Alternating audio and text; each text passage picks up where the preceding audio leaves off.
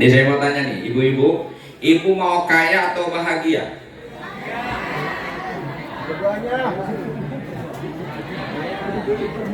Bahagia, kaya.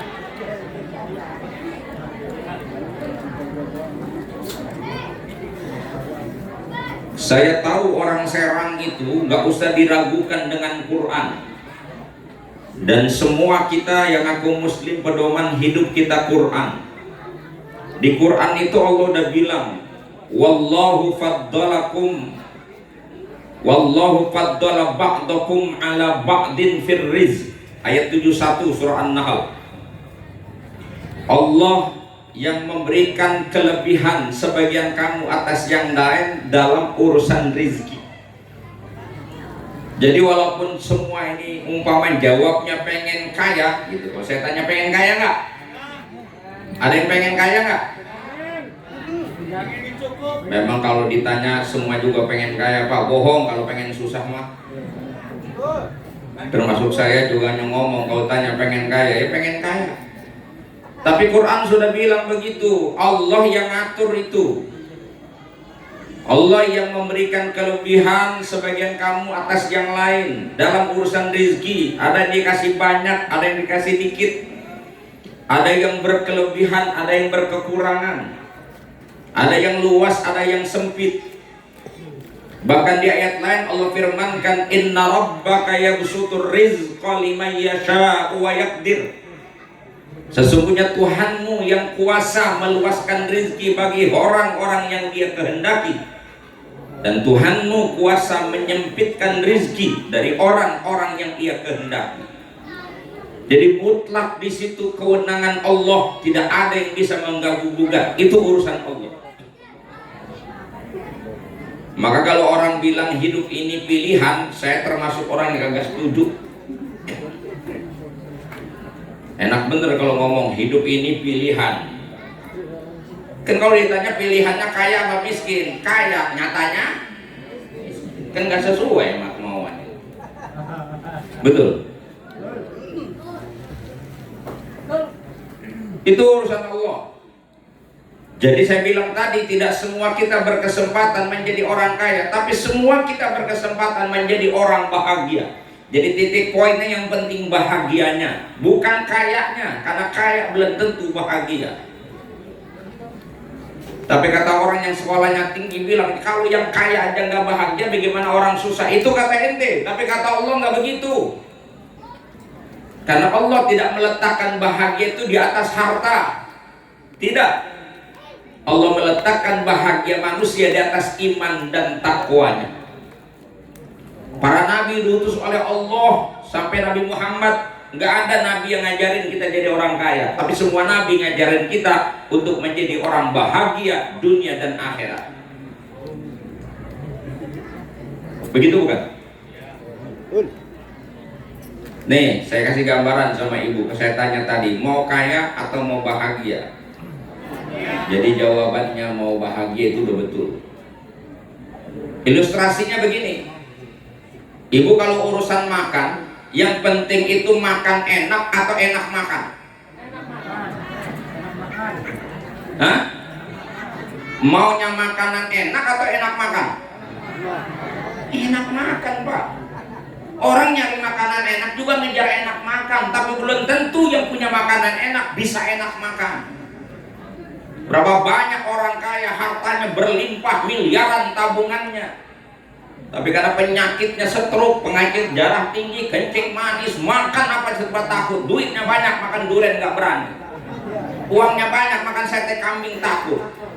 Hartanya berlimpah, makan rabek kagak berani. Enak di mana coba? Kan mendingan orang susah juga, makan apa aja bebas, nggak ada pantangan. Kenapa orang susah nggak ada pantangan? Karena orang susah nggak tahu penyakitnya apa. Ini bangkunya begini aja muter aja ini. Mana kaki saya kagak nepak. Dari tadi saya takut rubuh ini. Jadi ente makan maunya makanan enak atau enak makan? Enak makan, yang penting mampu. Enak makan, walaupun makanannya enak.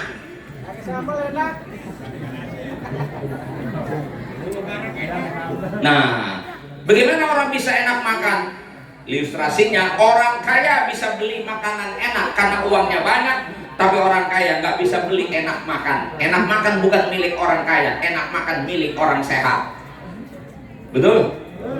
Badan lagi sehat, makan apa juga enak, makan keripik enak, makan emping enak, makan kerupuk melarat juga enak, makan daging enak, makan ikan gese juga enak. Kalau badan lagi, jadi mau bahagia nggak kudu-kudu harus kaya dulu, nggak susah Allah buat kita bahagia. Ketika Allah kasih kita sehat, alhamdulillah. Orang kaya bisa beli makanan enak karena uangnya banyak. Orang kaya belum tentu bisa beli enak makan. Karena enak makan tidak bisa dibeli dengan uang banyak, tapi enak makan itu bisa didapatkan karena kita lapar. Perut kalau lapar, makan apa juga? Tuh, tanya santri tuh kalau urusan makan. Kebanyakan laparnya, makan kerak aja gurih. Betul? Nggak kudu makan nasi samin nanti. Makan kerak diaurin garam juga nikmat luar biasa karena perutnya sering lapar. Kenapa orang sekarang susah bahagia? Karena perutnya selalu kekenyangan. Kenapa susah enak makan? Karena memang perutnya kenyang melulu. Kebanyakan makan. Otak kita di sehari-hari urusan yang nggak jauh dari urusan gegares. Tahu gegares? Ngebado, ngelebok. Dan itu dari ujung ke ujung, dari ujung kota ke ujung kampung. Orang hari ini otaknya lebih banyak mikirin ibadah apa mikirin makan? Makan. Nggak semua, siapa-siapa semua. Cuman bahasanya doang yang suka dikit berubah. Kalau bahasa orang susah, obrolannya malam ini sama istrinya, bang besok makan apa? Beras udah habis. Itu obrolan orang susah. Nanyanya besok makan apa? Kalau orang kaya obrolannya bukan besok makan apa, yang ditanya bang besok makan di mana? Udah bosan makan di restoran itu mulu, cari yang lain. Obrolan pejabat lain lagi bahasanya. Kata istrinya, bang besok makan siapa? Waduh, oh. Judulnya cuma urusan makan ke makan. Pantas hidup kita ini susah bahagia karena otak kita cuma makan. Islam ngajarin kita makan buat ibadah. Ini malah nyari makan lupa ibadah. Urusan makan membuat kita jauh dari Allah. Bagaimana mau bisa bahagia hidup kita? Paham sampai situ? Itu baru urusan makan. Sekarang urusan tidur. Ini muter mulu ini bangkunya. Kita mau kaya atau mau bahagia, yang penting bahagia. Urusan tidur saya mau tanya, bapak ibu kalau tidur yang penting kasurnya empuk apa pulesnya? Ya udah. Kan nggak mesti jadi orang kaya untuk bisa pules, betul? Justru orang kaya susah pules, mikirin takut bandanya hilang. Orang susah tidurnya selalu gampang. Kadang nggak usah tidur di atas kasur, nyender di tiang aja sambil nonton dangdut di TV, pules ngorok lah. Orang kaya kadang-kadang mau tidur aja susah, kudu ngunci pintu depan, kunci pagar, ngunci pintu pagar, ngunci pintu depan, ngunci pintu kamar, ngunci jendela. Orang susah kalau mau tidur nggak usah mikirin segala pintu pagar, pagarnya juga nggak punya. Makanya ngoroknya orang kaya, orang susah, gedean orang susah kalau ngorok.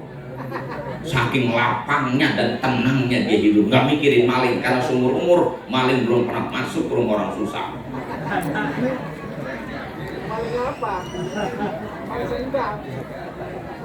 Terus kenapa kita hari ini hidup terjebak pada pola-pola permainan dunia, melupakan tugas dan fungsi hidup kita, yaitu ibadah.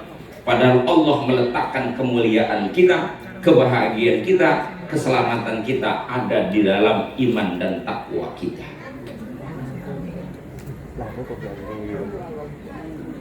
Tidak semua kita berkesempatan menjadi pejabat, menjadi penguasa. Walaupun kita semua pengen kalau dia jadi pejabat, mohon kadang-kadang mohon maaf ini menjadi RT aja susah. Boro-boro jadi wali kota, jadi bupati, jadi presiden. Juga memang satu provinsi cuma satu gubernurnya, bersaing banyak bener. Potongan kita yang ada di sini nih, yang ada di sini nih, yang umurnya udah atas 50, nggak ada yang bakat jadi gubernur udah. Udah gak usah ngimpi. Kalau ini masih ada harapan, masih ada harapan. Kapan tuh kapan? Kali juga. Jadi presiden juga masih ada harapan, insya Allah. Tapi yang di barisan sini nih, nenek-nenek nih, laki-laki udah gak ada yang bakat jadi presiden. Nah nggak apa-apa, karena Allah tidak meletakkan mulia manusia di atas takhta, di atas pangkat dan jabatan. Dari dulu kemuliaan manusia Allah tidak letakkan pada pangkat dan jabatan. Kalau jabatan dan pangkat itu tanda orang mulia, maka Fir'aun lah yang paling mulia karena dia pernah menjadi raja, bahkan ngaku dirinya sebagai Tuhan. Kalau mulia itu terletak di atas tahta, maka Namrud lah orang yang paling mulia. Ketika dia berhadapan dengan Nabi Ibrahim, justru dia takut kerajaannya hilang, dia tentang dan dia bantah Nabi Ibrahim. Ujungnya Allah kasih dia celaka. Kalau pengen jadi orang kaya, nggak apa-apa. Tapi ketika kita menghadapi realitas hidup, kenyataan hidup, itu yang harus kita hadapi. Kalau memang sesuai dengan ekspektasi kita, nenek-nenek ngerti gak ekspektasi? Sesuai dengan harapan dan impian kita, syukuri. Alhamdulillah. Tapi ketika kita mendapatkan kenyataan hidup tidak sesuai dengan ekspektasi kita, harapan dan keinginan kita, agama mengajarkan kepada kita bersabarlah. Maka itu Nabi hadirkan ajaran ini lewat doa. Allahumma ij'alni syakura wa ja'alni sabura. Ya Allah, jadikan aku hamba yang pandai syukur dan jadikan aku hamba yang selalu mampu bersabar. Agama cuma ngajarin kita di situ poin pentingnya. Syukur ketika berkelimpahan, syukur ketika realitas kenyataan hidup sesuai harapan, bahkan boleh jadi melampaui harapan kita. Maka yang dituntut oleh iman kita dan agama kita adalah bersyukur. Tetapi ketika realitas hidup, kenyataan hidup ini tidak sesuai dengan harapan dan kenyataan, ya maka kita harus menerima itu dengan lapang dada dan sabar. Bahkan Allah menjanjikan innama yuwaffas sabiruna ajrahum bighairi hisab. Sesungguhnya Allah akan menyempurnakan balasan untuk orang-orang yang sabar dengan sorga nanti di akhirat. Bahkan sorganya itu bighairi hisab, dijamin tanpa hisab, nyelonong langsung masuk sorga. Dan dalil yang paling mengerikan justru saya dapat di dalam kitab Asrar Ulumil Muqarrabin. Itu Nabi Isa alaihissalam pernah bilang, orang kaya, orang-orang kaya, saya kalau ceramah suka ngasih kalimat begitu buat orang kaya, ini ngingetin yang kaya-kaya. Kalau orang kaya jangan dikasih angin segar, takutnya kemudian dia lalai. Justru agama itu selalu buat orang kaya dikasih ancaman, kalau orang susah dikasih kabar gembira. Emang begitu iramanya. Kalau orang susah dikasih kabar gembira, atau dibalik, kalau orang kaya dikasih kabar gembira, orang susah dikasih kabar ancaman, dia bisa mati berdiri orang susah. Jadi kasih kabar gembira. Kata Nabi, orang susah masuk surganya 500 tahun lebih dulu dibandingkan orang kaya. Hidup orang susah. Ada orang susah sini? Ada? Anggap aja nih ceramah buat girang-girangin orang susah. Tapi orang kaya di Quran ancamannya serius. Bukan cuma Nabi Isa yang bilang bahwa orang kaya peluang masuk surganya lebih sulit daripada onta masuk lubang jarum. Serem nggak tuh? Orang kaya untuk bisa masuk surga, masuknya masuk surga bighairi hisab, buat bisa nyelonong tanpa dihisab, itu ibaratnya ontak masuk lubang jarum, alias tidak mungkin, pasti dihisab. Karena harta itu halalnya saja itu hisab, halalnya aja itu harta, halaluhu hisab, wa haramuhu adab. Harta itu halalnya aja pasti dihisab, Min ainak tasabahu wa fima anfaqo, dari mana kau dapat, kemana kau gunakan. Di situ nanti persoalannya. Pasti bakal ditanya, nggak akan lolos tuh pertanyaan. Ditanya. Orang susah ditanya nggak? Ditanya juga. Cuman orang susah mah gampang jawabnya. Dari mana kau dapat? Jawabnya enteng, kuli. Kemana kau pakai? Makan aja pas-pasan. Sorga, beres orang susah. Makanya dia bilang hidup orang susah. Serba enak dari orang susah. Orang kaya jawabnya susah nanti di sono. Jagainnya di sini susah, nyarinya susah, jagainnya susah. Orang susah nggak susah-susah. Ini mungkin orang sini kalau baru kenal saya nih, mau matanya melotot doang, diajak ngomong serem bener. Padahal saya main wilayah sini bukan baru ini, udah 20 tahun yang lalu saya udah main di Serang. Lewat doang. Iya lewat. Baru masuk baru kali ini di sini. Atau mungkin bahasanya nggak ngerti. Paham nggak bahasanya? Saya nggak bisa bahasa Jaseng itu. Hah? Apa Jaseng? Janda Serang. Jawabannya orang Betawi asli. Janda Serang. Saya itu sama Mandra masih saudara. Karena kakeknya Mandra dengan kakek saya sama-sama tua. Bahasanya sama-sama Betawi, jadi ngecaprak bahasa Betawinya begitu. Itu pegangan kita harusnya dalam hidup ini. Bahwa siapapun kita semua punya peluang untuk jadi orang bahagia. Kita punya peluang jadi orang selamat. Kita semua punya peluang menjadi orang mulia. Asal benar-benar agama kita pegang. Iman kita harus kita pertahankan dan buktikan iman kita dengan amal soleh kita. Itulah orang bertakwa. Makanya nggak cukup hanya sekedar mengaku beriman. Ini kebanyakan kita hari ini. Orang beriman itu jumlahnya di Indonesia masih mayoritas, walaupun sudah semakin berkurang persentasenya per tahun. Sekarang pada angka 87% penduduk Indonesia beragama Islam. Boleh jadi kalau di Banten ini, kalau hitung persentasenya, lebih-lebih kalau untuk orang Serang, Pandeglang, Cilegon, ya boleh jadi di atas 90% yang mengaku beragama Islam. Tapi Allah udah ingatkan dalam Al-Quran surah Al-Ankabut, ahasiban nasu ayyutraku ayyakulu amanna wahum la yuftanun.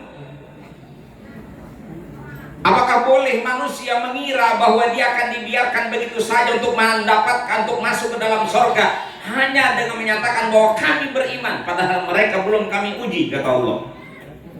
Maka ayat berikutnya kata Allah, walaqad fatannal ladzina min qablihim, sungguh telah kami uji orang-orang yang ada sebelum mereka. Fala ya'lamannallahu alladzina shadaqu, sehingga Allah benar-benar tahu.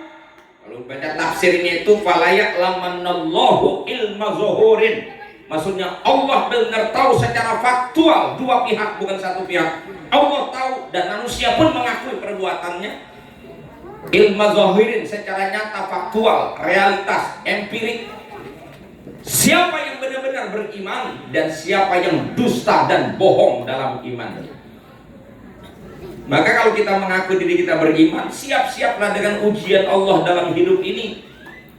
Kata ulama, ujian yang Allah timpakan kepada kita manusia yang mengaku beriman itu ada 3 jenisnya. Yang pertama, al-ma'murat, segala ketetapan Allah yang hukumnya berupa perintah-perintah. Dan perintah ini terbagi 2, ada yang sifatnya wajib, ada yang sifatnya sunnah. Ada al-wajibat, ada al-mandubat. Yang kedua, kita diuji oleh Allah bil manhiyat, dengan berbagai macam bentuk larangan dalam beragama. Orang beragama harus menerima ketetapan Allah, ada perintah, ada larangan. Larangan terbagi 2, ada al-muharramat, ada al-makruhat. Ada yang sifatnya haram, yang mengandung dosa. Ada al-makruhat, walaupun nggak dosa, tapi nggak bagus dikerjain. Lalu ujian yang ketiga namanya al-baliyat. Allah uji kita dengan ujian-ujian yang terkait dengan kehidupan kita sehari-hari. Balak dalam hidup. Dan balak itu dalam pengertian dalam bahasa Quran tidak menyebut bala itu kemiskinan saja, tidak menyebut yang namanya bala itu bentuknya adalah penyakit. Tidak. Al-Quran menyebutnya pada ayat yang berbunyi, mohon maaf saya banyak bawa Al-Quran karena memang saya tahu orang sekarang ahli Quran semua, jadi ceramah saya harus ngutipnya Quran. Quran itu bilangnya begitu, kullu nafsin dha'iqatul maut wa nabluukum bisyarri wal khairi fitnah wa ilaina turja'un. Setiap manusia pasti akan mengalami kematian. Ayat itu mengingatkan bahwa kita semua yang hidup pasti bakal mati. Bukan persoalan hidup dan matinya buat kita, tapi yang penting bagaimana kita isi hidup ini dan apa yang kita hadapi dalam hidup ini. Kata Allah, dalam hidup ini manusia wa nabluukum, dan kami timpakan kepada kalian bisyarri dengan keburukan, wal khairi dan kebaikan, wa ilaina turja'un, pada akhirnya hanya kepada kami kalian akan dikembalikan. Ini kalau anda lihat tafsirnya Syekh Nawawi Marah Lebet, atau disebut dengan tafsir Munir, Syekh Nawawi Tanar Al-Bantani, ketika beliau memaknai asyar, di situ bentuknya adalah al-faqru wal marad, kefakiran, derita penyakit, itu ujian Allah. Lalu al-khair apa itu? Al-ghina was-sihah, kaya dan sehat. Jadi maksudnya apa? Hidup kita ini sehat itu ujian, sakit juga ujian. Hidup ini kaya itu ujian, miskin juga ujian.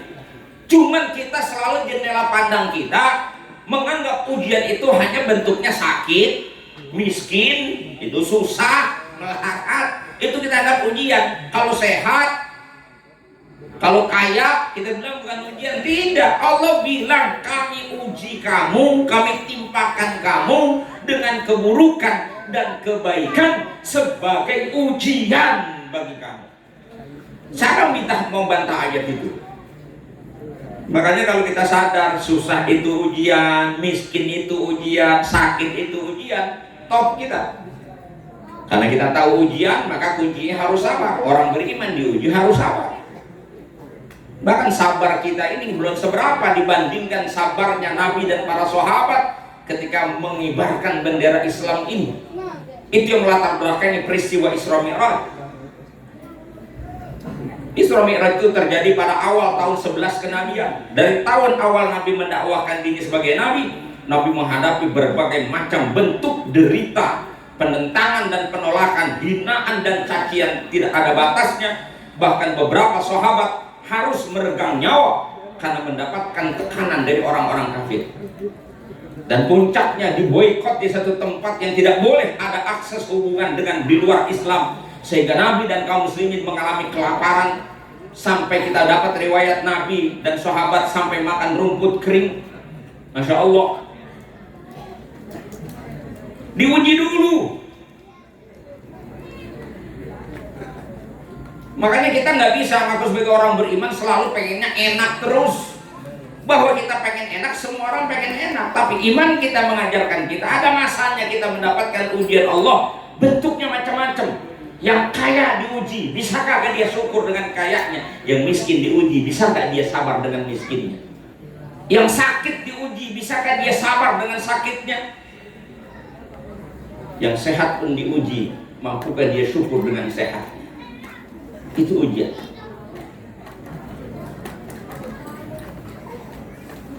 Makanya di Quran Allah ingatkan, am hasibtum an tadkhulul jannata walamma ya'tikum mathalul ladzina khalau min qablikum massathumul ba'sa wad-dharra wa zulzilu hatta yaqula ar-rasul wal ladzina amanu ma'ahu mata nasrullah ala inna nasrallahi qarib.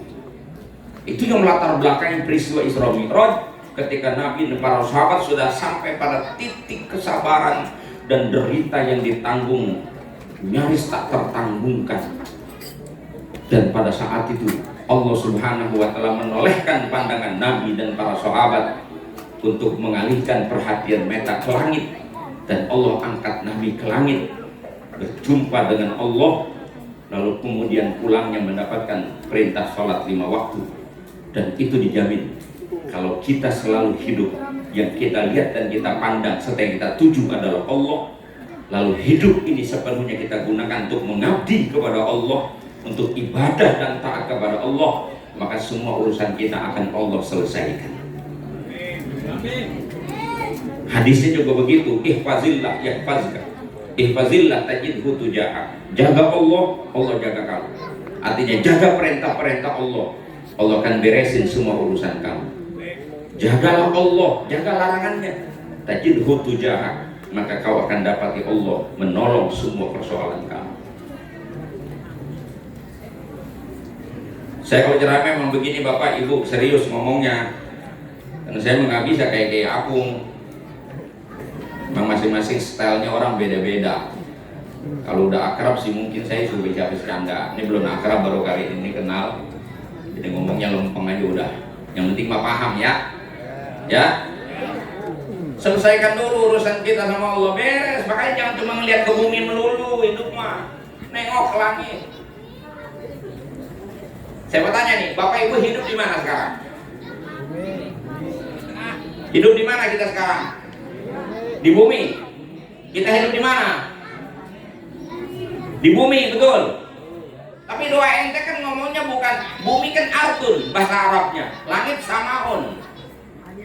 Ente kan kalau doa Robbana atina fid dunya hasanah, enggak ngomongnya Robbana atina fil ardi hasanah kan?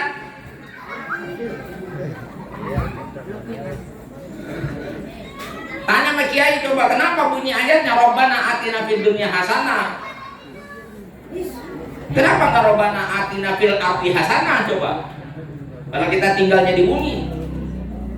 Makanya orang beriman itu kaki kita boleh menepak di bumi, tapi nyawa kita, ruh kita, hati kita harus selalu melambung bersama Allah. Baru begitu hidup. Wah panjang kalau bahas itu mah, gak usah lamaan. Itu butuh 3 jam saya maparin gituan itu. Karena udah ngomongin hati aja namanya udah macam-macam, dari mulai kolbun, fuad,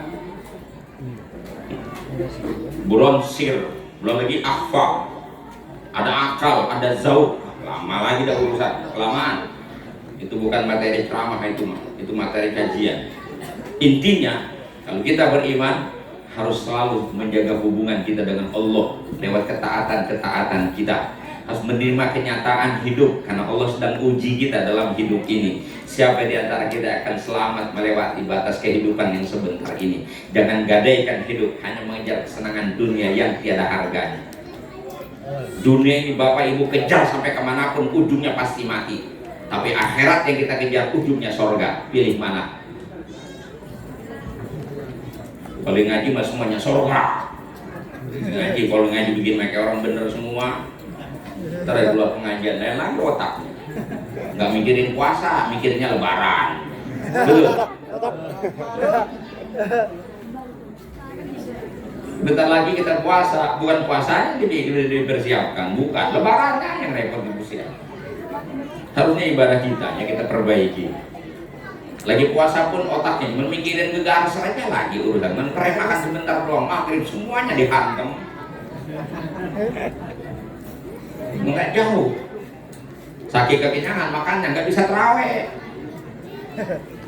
Padahal kesempatan terawih cuma di Ramadan.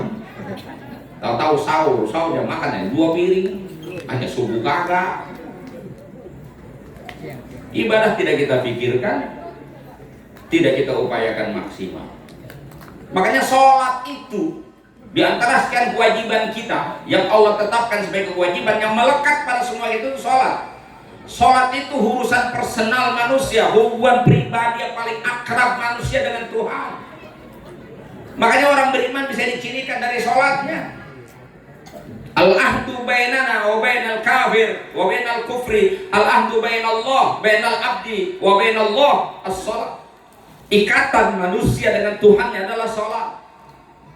Ibadah yang lain tidak melekat pada semua orang. Puasa hanya wajib bagi orang-orang yang sehat. Orang yang sakit parah boleh tidak puasa, nanti kalau sembuh dia kodok. Orang yang musafir boleh tidak sholat, nanti kalau udah mukim dia bayar. Tapi ketika kita musafir, ketika kita dalam keadaan sakit, boleh tidak puasa.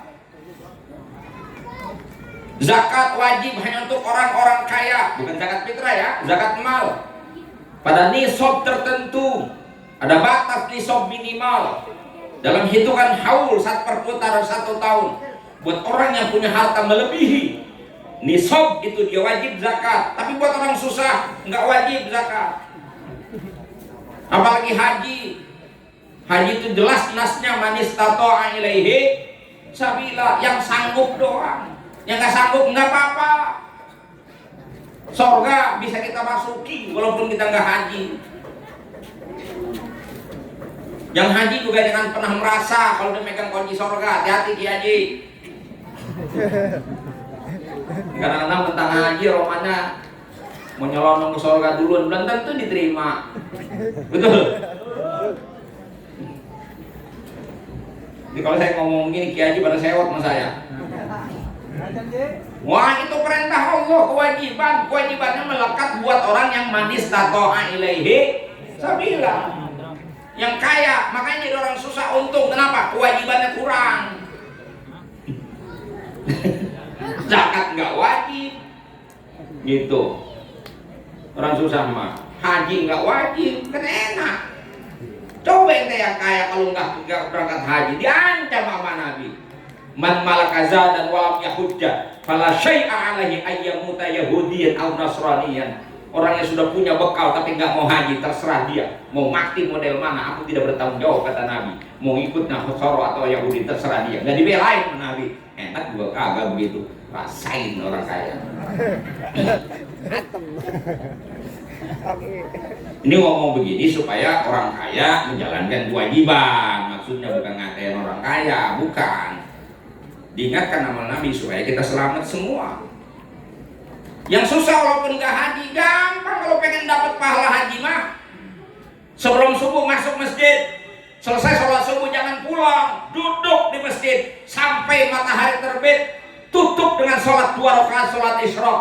Ente lakukan itu, kata Nabi. Siapa orang yang selesai sholat subuh berjamaah, dia tinggal di tempat duduknya sampai matahari terbit, maka dia akan mendapatkan pahala haji dan umroh taman, sempurna.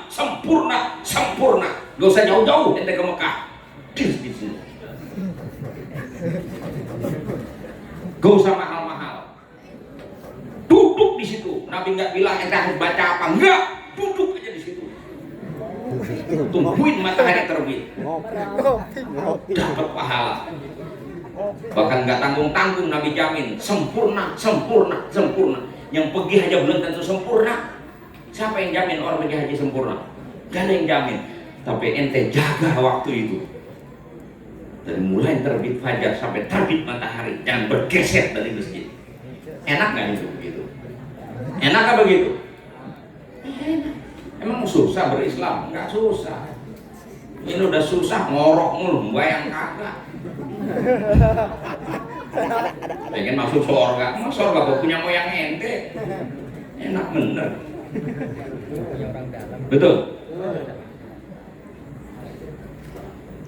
Terus ibu-ibu bagaimana? Ya terserah ibu-ibu, kalau bisa mau masuk, kalau bisa, kalau enggak mau di rumah aja.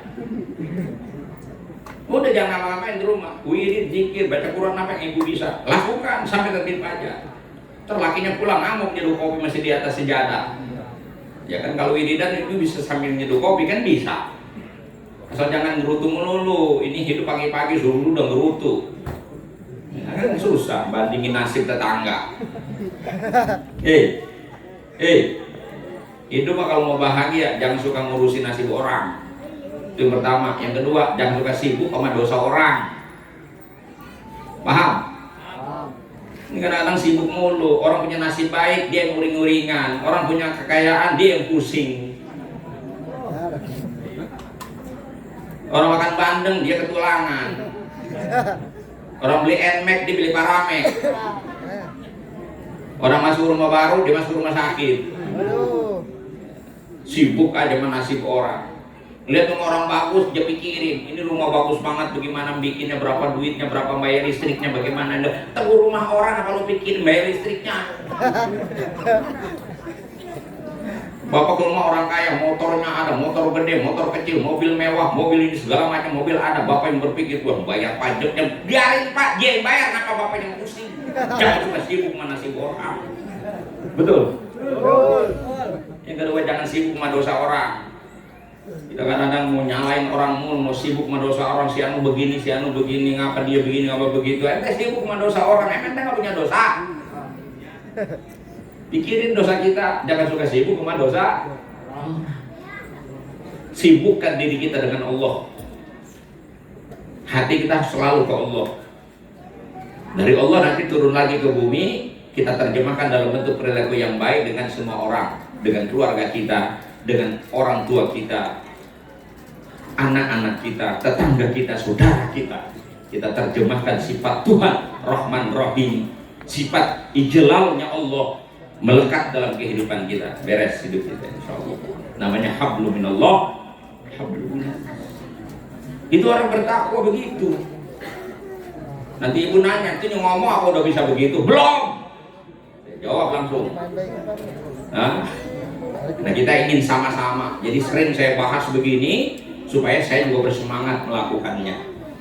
Ibarat kita melempar bola ke tembok, maka pantulannya akan lebih kencang ke saya. Semakin kencang saya lempar, semakin sering saya lempar, maka semakin kena ke saya. Saya tidak ceramah berniat mengajari Bapak Ibu semua. Saya berceramah begini tidak niat untuk menggurui Bapak Ibu. Tapi ini pesan dari sananya, wadzakir fa inna dzikra tanfa'ul mu'minin. Berikanlah peringatan karena sesungguhnya peringatan itu berguna bagi orang-orang yang beriman. Mudah-mudahan dengan peringatan begini kita menyadari, kan ulama kasih peringatan itu banyak Pak dalam Islam itu. Ini tradisi kita orang ahlus sunnah itu, mauludan, memperingati kelahiran Nabi agar kita akrab dengan Nabi dan mengenal Nabi. Isra Mi'raj kita peringati, kita disadarkan dengan kewajiban utama hidup kita itu sholat. Kemudian nanti Ramadan ada nuzulul Quran, kita diingatkan akan pedoman hidup kita. Yang seringkali kita cuma ngomong berpedoman, tapi nyatanya tidak mampu kita pedoman. Untuk menyadarkan kita seperti sholat kayak begini. Nih, masjid segede ini, penuh nggak jamaahnya? Penuh kalau Jumat mah. Idul Fitri. Padahal kan sejatinya kalau kita orang Islam nggak boleh jauh dari masjid karena ini rumah kita, rumah Allah. Mau dekat dengan Allah sini masuk. Dan masuk ke dalam masjid, emang mau ngapain? Utamanya mau sholat. Karena itu kewajiban melekat bagi kita. Saya bilang tadi, kalau orang kaya wajib zakat, orang susah enggak. Orang sehat wajib puasa, orang wajib puasa. Kalau lagi sakit parah nggak apa-apa dia nggak puasa. Tapi yang namanya sholat, mau sehat, mau sakit, mau kaya, mau miskin, mau mukim, mau musafir, melekat kewajiban itu. Sampai-sampai ada aturan kewajiban sholat itu nggak mampu berdiri, Anda boleh duduk, nggak sanggup duduk, Anda boleh berbaring. Berbaring tidak sanggup, mustalqiyan ala qafah, celentang. Sambil mengisyaratkan perpindahan rukun dengan mata dan bibir kita. Sampai pada titik di mana mata tidak lagi mampu berkedip, lisan tidak lagi mampu bergerak, masih tetap wajib sholat selama hati dan akal pikiran kita masih berfungsi. Puncaknya adalah ketika hati kita tidak lagi merasa, otak kita tidak mampu berpikir. Selesai kewajiban itu, bungkus. Udah, namanya udah mati, bungkus. Kalau masih hidup, nggak boleh berhenti. Itu kewajiban melekat pada kita. Dan jaminan dari Allah apa? Sholatmu tidak akan mengurangi rizkimu, bahkan sholatmu akan membuka jalan rizkimu. Jangan lagi punya alasan kesibukan ngejar dunia sampai tidak sholat, keliru kita. Ente baca surah Toha 132. Wa'mur ahlaka bis-shalah wastabir 'alaiha la nas'aluka rizqa nahnu narzuquka wal 'aqibatu lit-taqwa. Perintahkan keluargamu untuk sholat. Kalau kita disuruh oleh Allah sebagai kepala rumah tangga mengkondisikan rumah tangga kita untuk sholat, anak istri kita, orang yang di bawah tanggungan kita yang ada di rumah kita harus sholat, berarti kitanya sudah sholat. Sholatlah. Nah, la nas'aluka rizqa, kami tidak minta kamu mengatur rizkimu, tapi nahnu narzukuka, kami yang akan atur rizkimu. Allah yang jamin.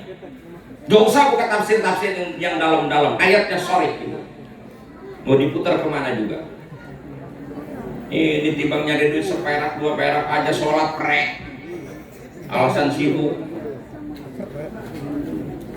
Bahkan kadang-kadang mohon maaf, ini mah mohon maaf ya. Mungkin di sini mah nggak ada, di Jakarta mah banyak. Kesibukan ngawinin aja, ngawinin pesta kawin, banyak yang kagak sembahyang itu.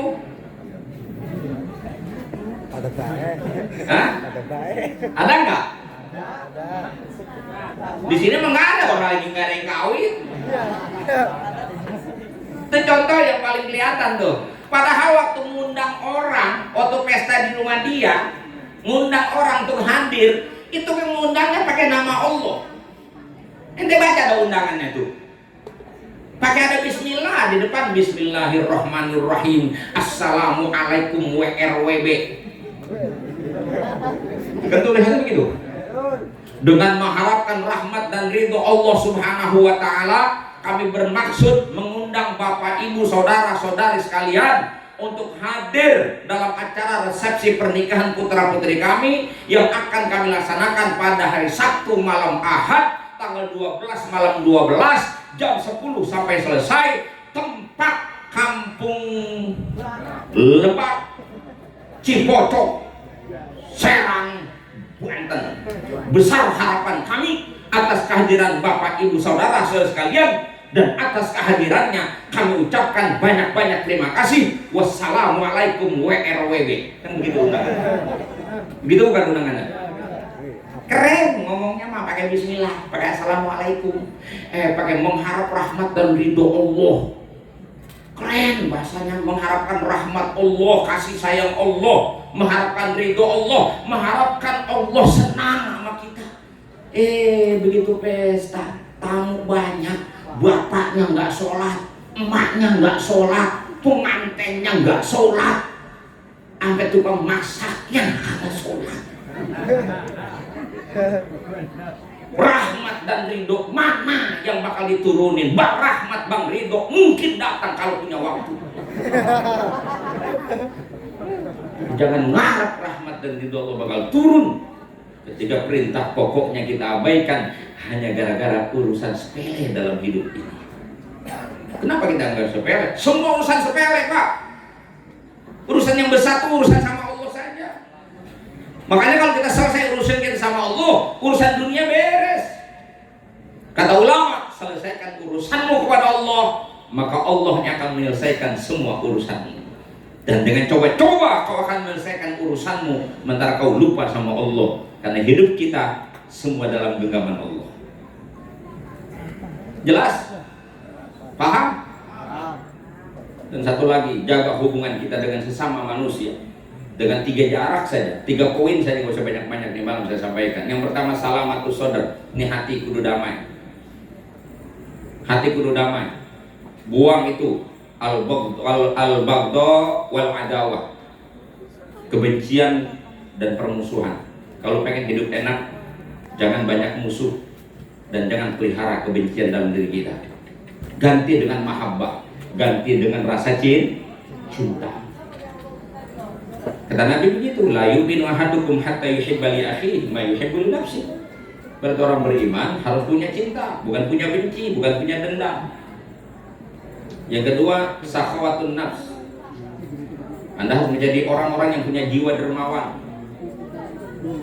Orang dermawan itu orang selalu memberi dan berbagi, bukan nerima. Kalau nerima semua orang bisa, berbagi tidak semua orang bisa. Dan yang namanya orang bertakwa itu cirinya adalah berbagi. Ente periksa Quran Al-Baqarah ayat 3. Alladzina yu'minuna bil ghaib wa yuqimunas shalah wa mimma razaqnahum yunfiqun. Menginfakkan sebagian rezekinya. Al-Baqarah 177. Laisa birru an tuwallu wujuhakum qibalal masyriq wal maghrib Walakinnal birra man amana billah wal yaumil akhir wal malaikati wal kitabi wan nabiyyin wa atal mala ala hubbi. Orang bertakwa itu ciri khasnya adalah beriman kepada Allah, iman kepada malaikat, hari akhir, kitab, rasul. Di situ ada 5, 6-nya di hadis mutawatir. Yang kedua, orang bertakwa itu cirinya adalah wa atal mala ala hubbi, bersedia dengan senang hati memberikan sebagian hartanya buat orang lain. Begitu. Kalau gak cukup, baca lagi surah Al-Imran ayat 132, 34. Wasari'u ila maghfiratin min rabbikum wa jannatin 'arduhas samawati wal ardu uiddat lil muttaqin. Siapa muttaqin? Alladzina yunfikuna fis sarra'i wad dharra, orang yang selalu berinfak. Berinfak itu memberi, baik dalam keadaan senang maupun susah, dalam keadaan lapang maupun sempit. Jadi ciri orang benar itu orang yang punya jiwa memberi dan memberi. Nih, di dalam peristiwa perjalanan Isra Mi'raj Nabi itu diperlihatkan dengan orang yang menanam satu pohon. Hari itu ditanam, tumbuh pohon itu, hari itu juga berbuah, lalu dipetik buahnya, dan begitu dipetik buahnya, tumbuh lagi buah-buah baru, tidak pernah berhenti buah itu. Nabi tanya kepada malaikat, siapa mereka itu? Kata Nabi, itulah umatmu, orang-orang yang selalu berbagi hartanya kepada orang lain, orang yang sering menginfakkan hartanya di jalan Allah. Maka kalau kita mau hidup terus senang, rezeki kita bertambah, hidup kita dikasih jaminan bahagia sama Allah, jangan pelit, harus berbagi, bagi, buang tuh kepelitan, kebakilan. Dan yang ketiga, prinsipnya hidup ini supaya enak, kata Nabi dalam riwayat itu, sebutannya kita memiliki rahmatul ummah, harus punya rasa belas kasih kepada sesama. Karena agama ini mengajarkan kita sistem agama atau prinsip agama, karakter agama Islam itu rahmatan lil alamin. Dan Tuhan yang kita imani, Tuhan yang memiliki sifat Rahman dan Rahim. Nabi kita yang kita ikuti, Nabi yang Raufur Rahim. Jadi mau diputar kemanapun, rahmah itu, rasa kasih dan belas kasih itu harus menjadi prinsip kita dan harus menjadi bagian hidup kita. Gak boleh hidup itu bermusuhan, gak boleh hidup itu menang sendiri. Ketika kita dalam keadaan apapun, hidup kita selalu memperhatikan orang lain, punya belas kasih. Hari ini belas kasih semakin menipis. Di rumah tangga sering terjadi kericuhan dan keributan. Apa yang kita kenal dengan KDRT, kekerasan dalam rumah tangga. Ada istri yang digebukin suaminya, ada istri yang diseksa suaminya, ada istri yang selalu menderita oleh tangan suaminya.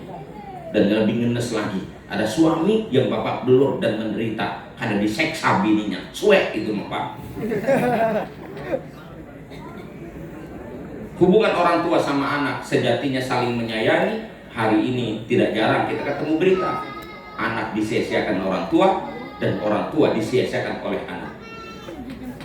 Bahkan di sekolah katanya mendidik anak untuk menjadi baik, ternyata di sekolah pun tidak jarang guru dengan murid hubungan untung rugi.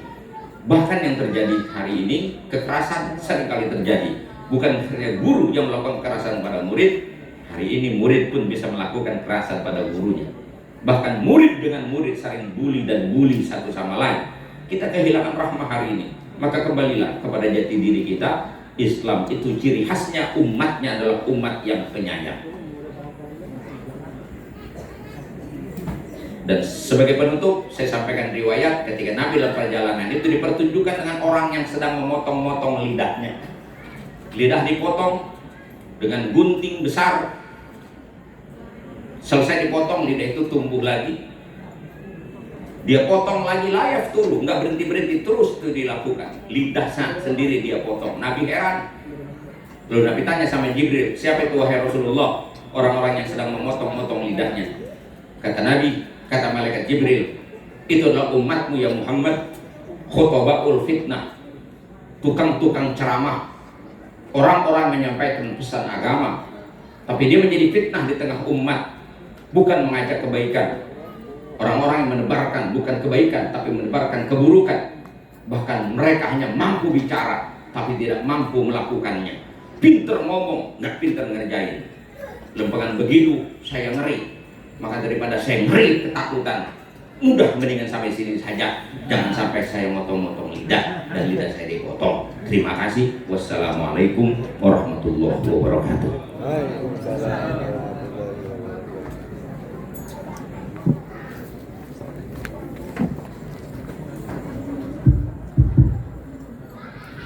Waalaikumsalam warahmatullahi wabarakatuh.